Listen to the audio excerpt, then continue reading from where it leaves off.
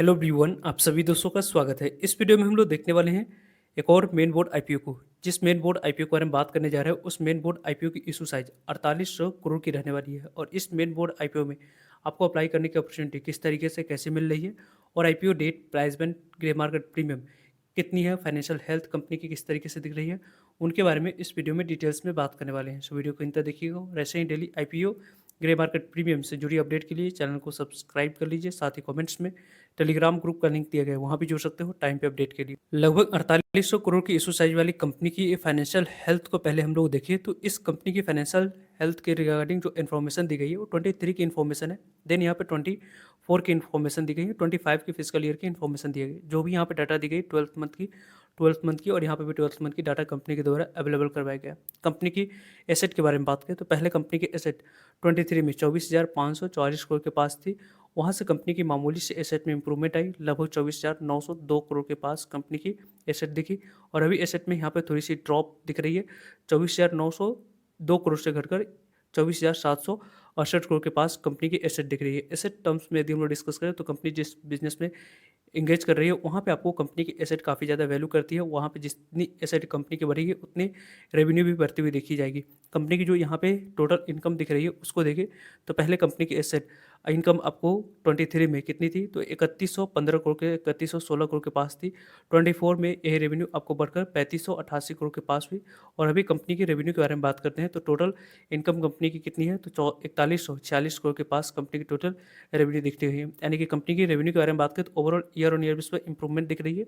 लेकिन कंपनी की टैक्स देने के बाद प्रॉफिट जितनी इंप्रूव होनी चाहिए ईयर ऑन ईयर बेस पर उस तरीके की, वैसे यहाँ पे प्रॉफिट में इंप्रूवमेंट नहीं दिख रही है। कंपनी की पहले 219 करोड़ की प्रॉफिट थी, देन यहाँ पे 340 करोड़ के पास कंपनी की प्रॉफिट हुई। और अभी यहाँ पे कंपनी की प्रॉफिट कितनी आ चुकी है, 223 करोड़ के पास। यानी कि कंपनी की प्रॉफिट में ड्रॉप दिख रही है, जिसके अकॉर्डिंग यदि हम लोग डिस्कस करें तो आने वाले समय में जो प्रॉफिटेबिलिटी में गिरावट दिख रही है उसके अकॉर्डिंग आने वाले समय में थोड़ी सी आप लोगों को इंप्रूवमेंट इस कंपनी में काफ़ी ज़्यादा यहाँ पे नेसेसरी रहेगी।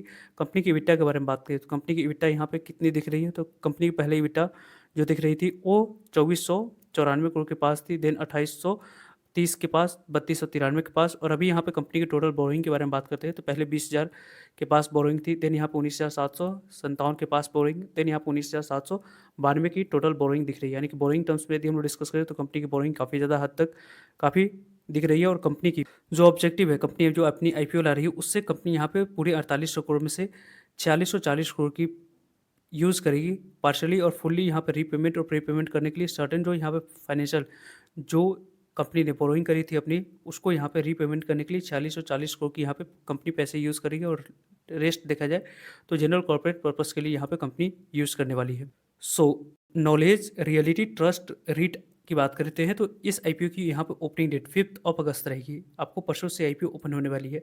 रीट से रिलेटेड कोई भी कंपनी के बारे में बात करें, जो कंपनी अपने रीट लाती है उसको यदि हम लोग देखें तो कोई भी कंपनी की रीट उस तरीके के ट्रस्ट को बनाया जाता है। और उस ट्रस्ट की बात करें तो उस ट्रस्ट के अंदर कई सारे आपको बिल्डिंग, यहाँ पे कमर्शियल बिल्डिंग आपको देखने को मिल जाती है। वहाँ से जो कंपनी की रेंट आती है उसको इनकम के तौर पे लिया जाता है, और उस इनकम में से कंपनी प्रॉफिट दिखाती है, और प्रॉफिट में से चाहे तो कंपनी अपने शेयर होल्डर्स को डिविडेंड पे आउट करती हुई दिख जाती है। यानी कि इस तरीके की कंपनी की डिविडेंड यील्ड 6 से 7% की दिखती है। इसके कारण से इस तरीके की कंपनी में ज़्यादातर इन्वेस्टर जो बड़े कमर्शियल प्रॉपर्टीज़ को ओन नहीं कर सकते, उनके द्वारा इस तरीके की कंपनी में यहाँ पे देखा जाए तो आपको आने वाले समय में पैसे लगाए जाते हैं। और इसकी इम्प्लीमेंटेशन की बात करें तो ओवरऑल इस कंपनी में 5 अगस्त, 6 अगस्त, 7 अगस्त इन 3 डेट को इस आईपीओ अप्लाई करने के लिए प्लानिंग किया जाएगा। कंपनी की फेस वैल्यू यहाँ पे कोई नहीं है क्योंकि रीट है, उसके वजह से कंपनी की जो प्राइस बैंड है उसके अकॉर्डिंग कंपनी की 100 रुपीज़ अपर प्राइस बैंड रखा गया। इसी 100 रुपीज़ अपर प्राइस बैंड पे आपको अप्लाई करनी होगी। इसी 100 रुपीज़ अपर प्राइस बैंड पे आपको शेयर एलोकेट किया जाएगा। 150 इक्विटी ऑफ शेयर मिनिमम इस आईपीओ में 1 लॉट अप्लाई करते समय आपको सिलेक्ट करना होगा।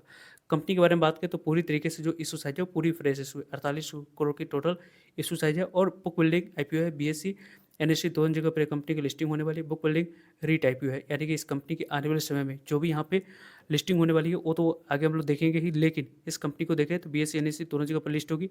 और टोटल इशू साइज की जो डिस्ट्रीब्यूशन उसके बारे में डिस्कस करते हैं। तो आपको 75% तक की शेयर क्यूआईबी के पास जाने वाली है। इसमें एंकर इन्वेस्टर भी हमको देखने को मिलेगी, लेकिन 25% शेयर आपको रिटेलर्स के पास जाएगी, यहाँ पे एचएनआई कैटेगरी के पास जाएगी।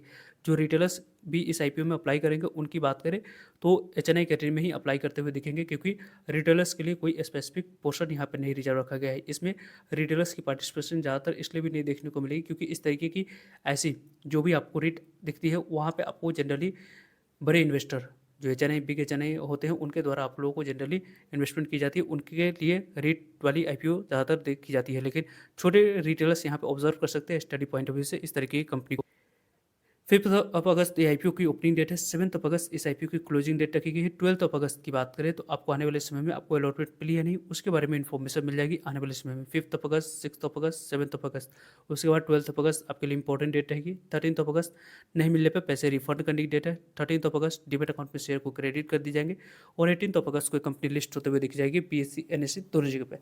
वैसे इस आईपीओ इससे पहले एक रीट आईपीओ आई हुई थी, उसकी बात करते हैं तो प्रॉप शेयर कंपनी की जो रीट आई हुई थी वहाँ पे 10 लाख की अमाउंट से रिक्वायरमेंट थे, लेकिन इस आईपीओ में एचएनआई कैटेगरी में अप्लाई कर सकते हैं रिटेल इंडिविजुअल इन्वेस्टर, तो उनके लिए लगभग 15,000 अमाउंट्स के मिनिमम यहाँ पे रिक्वायरमेंट रहने वाली है। कि कंपनी के बारे में बात करते हैं तो इस कंपनी की इंडिया बेस्ड कंपनी है, साथ साथ ग्रोस एसेट वैल्यू इस कंपनी की कितनी दिख रही है तो लगभग आपको 6,19,989 मिलियन टोटल ग्रॉस एसेट इस कंपनी के पास दिख रही है। ग्लोबली टर्म्स में आपको देखा जाए तो कंपनी लीजेबल एरियाज़ के तौर पे कंपनी काम करती है। 30 आपको ग्रेड ए ऑफिस इस कंपनी के पास दिख रही है, जिसमें से कई सारे यहाँ पे वेल नोन एरिया में इस कंपनी की डेवलपमेंट दिख रही है, जिसके कारण से इस कंपनी की जो भी रेंट आती है वो आपको डिविडेंड के तौर पे अपनी कंपनी के शेयर होल्डर्स को प्रोवाइड इस कंपनी के द्वारा जनरली करवाई जाती है। यहाँ पे कॉम्पिटिटिव स्ट्रेंथ की बात करते हैं तो लार्जेस्ट ऑफिस रिटेल जो कि इस कंपनी के पास दिख रही है और स्ट्रेटेजिकल लोकेशन पे इंडिया के टॉप परफॉर्मिंग मार्केट में इस कंपनी की एसेट दिखती है। हाई क्वालिटी एसेट है जो कि यहाँ पे कंपनी का रोबस्ट इंफ्रास्ट्रक्चर और वाइड रेंज ऑफ होती है वहाँ पे इस कंपनी की पोजीशन दिख रही है। डाइवर्सिफाई आपको देखा जाए तो इस कंपनी की इंक्रीजिंग फोकस करती है। लीडिंग जो डोमेस्टिक कॉरपोरेट है वहाँ पे इस कंपनी की प्रेजेंस ज़्यादातर दिख रही है। लॉन्ग स्टैंडिंग यहाँ पे कंपनी की जो रिलेशनशिप है वो आपको ग्रोथ के लिए कंपनी की काफ़ी ज़्यादा आपको आने वाले समय में ग्रोथ को पूरी तरीके से रोबस्ट बिजनेस को मॉडल को चलाने के लिए स्ट्रॉन्ग आपको कंपनी की करने के लिए इस तरीके की लॉन्ग स्टैंडिंग रिलेशन इस कंपनी के द्वारा अपने स्पॉन्सर की बात करते हैं वहाँ से इस कंपनी को काफ़ी अच्छी बिजनेस मिल जाती है। और कंपनी के बारे में बात करें तो ओवरऑल इस तरीके की जो भी कंपनी होती है उसमें आप लोग को बड़े इन्वेस्टर की पार्टिसिपेशन ज़्यादातर दिखती है, लेकिन छोटे रिटेलर्स की बात करते हैं तो आपको इस आईपीओ में अप्लाई करने की प्लानिंग कर रहे हैं तो आप यदि इस कंपनी में अप्लाई करते हैं तो आपको अप्लाई करने के लिए जो अमाउंट्स की रिक्वायरमेंट है 15,000 अमाउंट्स की रिक्वायरमेंट दिख रही है, लेकिन आप इस आईपीओ में बिग एचएनआई में या स्मॉल एचएनआई में अप्लाई कर सकते हैं। रिटेलर्स कैटेगरी में इस आईपीओ में अप्लाई करने की अपॉर्चुनिटी आप लोगों को नहीं मिलने वाली है। ओवरऑल इस तरीके की आईपीओ की जो बात कर रहे हैं हम ग्रे मार्केट प्रीमियम जनरली हम लोग को नहीं देखने को मिलती है, तो इस आईपीओ की भी ग्रे मार्केट प्रीमियम आपको नहीं दिख रही है। वैसे इस आईपीओ के बारे में बात करें तो इशू साइज काफ़ी बड़ी है, इसमें आप लोगों को नंबर ऑफ टाइम्स कितनी सब्सक्राइब होती है स्टडी पॉइंट ऑफ व्यू से इस आईपीओ को जरूर ऑब्जर्व कीजिएगा, क्योंकि आने वाले समय में इस आईपीओ को क्या कुछ रिस्पॉन्स मिलता है, किस तरीके की कैसी यह कंपनी आने वाले समय में लिस्टिंग के बाद परफॉर्मेंस करती है। यदि आपके पास फंड्स ज़्यादा यहाँ पर रहेगी तो वहाँ पर इस तरीके की कोई भी कंपनी आने वाले समय में फ्यूचर में आती है, वहाँ पर अपॉर्चुनिटी आपको दिखती है, तो इस स्टडी को इम्प्लीमेंट करके वहाँ से अच्छे आप बेनिफिट उठा सकते हैं। आई होप आप लोगों की क्या ओपिनियन इस कंपनी के बारे में कमेंट्स के बता सकते हैं। फर्दर जो भी डाउट करिए कमेंट्स के आप लोग पूछ सकते हैं। मिलते हैं एक नई इन्फॉर्मेटिव वीडियो में, तब तक के लिए जय हिंद जय भारत।